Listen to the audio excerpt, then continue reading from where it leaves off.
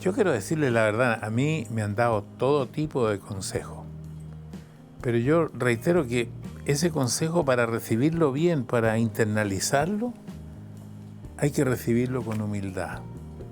Porque los consejos de alguna manera también son una forma de crítica.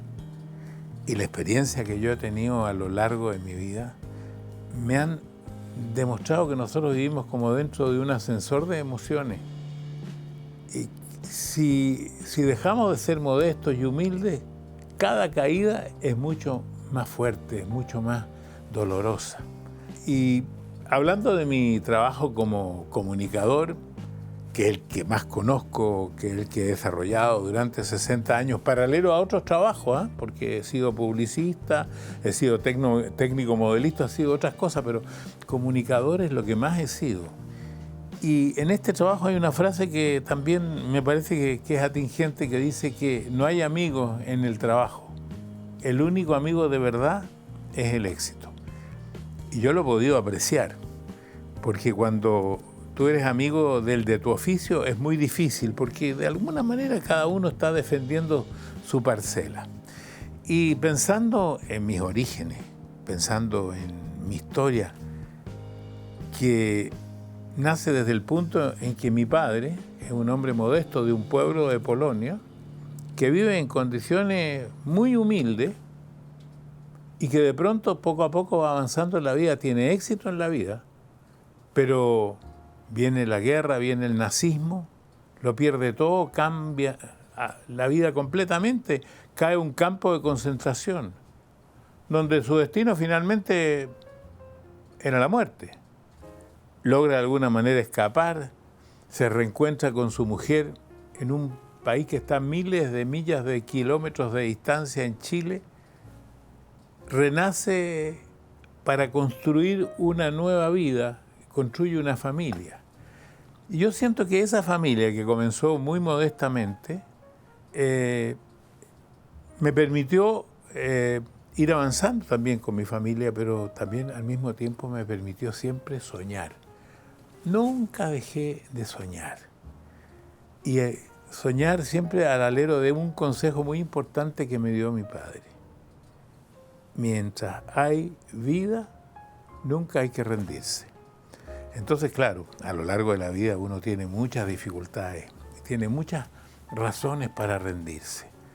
Pero esa frase, ese consejo de mi padre, me quedó siempre en mi mente. Y digo todo lo anterior porque el éxito, la popularidad, el dinero son absolutamente contrarios a la humildad. Es una combinación explosiva que se convierte en el alimento al ego. Y el ego es lo más difícil de controlar y de manejar. Pero todos tenemos ego. Y todos tenemos que tener un cierto ego porque tenemos que querernos a nosotros mismos también. Pero tiene que ser un ego que podamos controlar, que lo podamos manejar. Por eso le doy ese valor a la humildad. Y hoy que converso con ustedes en este tema, en que comienzo a recordar consejos así que me dieron en diferentes etapas de mi vida. Por ejemplo, uno de los que me formó a mí, ya fallecido hace muchos años, fue un profesor de teatro y además me formó también un profesor de inglés en el colegio, que en algún momento fui como impertinente al responderle.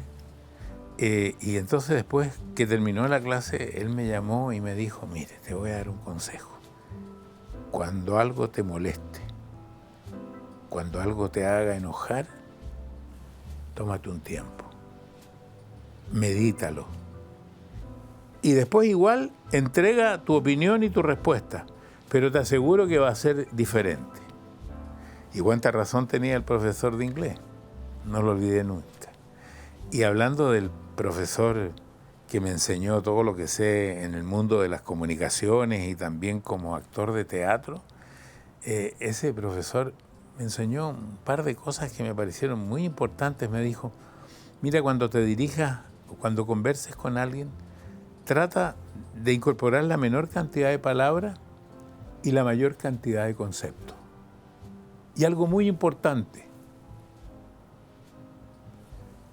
el valor del silencio. Si ustedes se fijan en este silencio que yo hice, ustedes estaban esperando que yo dijera algo importante. Y lo importante que quise decir, que era el valor del silencio. Otro problema, y para el cual también tengo un par de consejos que ha sido endémico en mi vida, que es el sobrepeso. Y para eso, dentro de todas las dietas que he hecho, en algún momento hablé de dieta, lo que más me ha resultado, hasta el día de hoy, incluso antes de este podcast, me comí media barrita de proteína, porque el mejor consejo que me ha resultado es que hay que comer antes de que te dé hambre. Incorrecto, antes que te dé apetito. Hambre hay en países donde la gente no tiene que comer. Lo que uno tiene es apetito. Ese es el primer consejo. Y otro consejo que me dio un médico cardiólogo, que me dijo que cuando fuera como uno por este trabajo que tiene que ir a muchos cócteles, a muchas reuniones, que cada pasada que hiciera un mozo al lado mío, yo lo recibiera la tercera vez. Dejara pasar la primera, la segunda y a la tercera. Y después la cuarta, la quinta, a la sexta. Y era un buen consejo, porque así uno comía menos. Esto lo cuento porque como consejo para los que están escuchando, si es que tienen sobrepeso, alguna de las dos cosas les puede servir, ¿eh? Otro consejo que me dieron a mí era de que, que uno siempre comprara cosas de buena calidad, siempre que lo pudiera hacer, pero comprara de calidad, que no comprara cosas porque las cosas que de mala calidad al final no tienen ningún valor. Y un corredor de propiedades me aconsejó algo que me hizo sentido. Me dijo, mire, compra barato en un lugar caro y no compres nunca algo caro en un lugar barato. Puede que ese consejo les sirva a ustedes también. Pero quiero volver al tema de la humildad, porque la humildad es muy importante.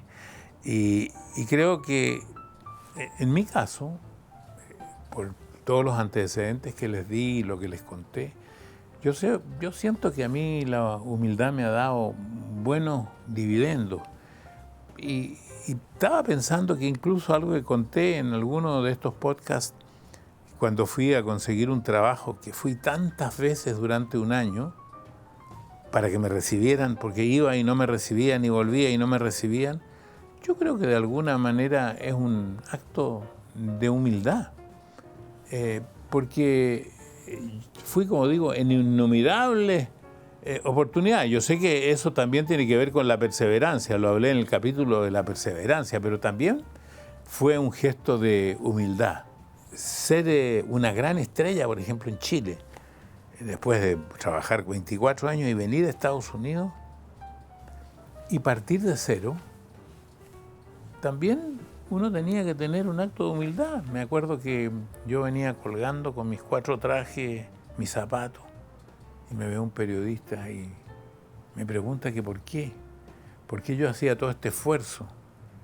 Y yo le decía que esto era un tremendo desafío y que según ese desafío yo iba a ver cuál era el resultado.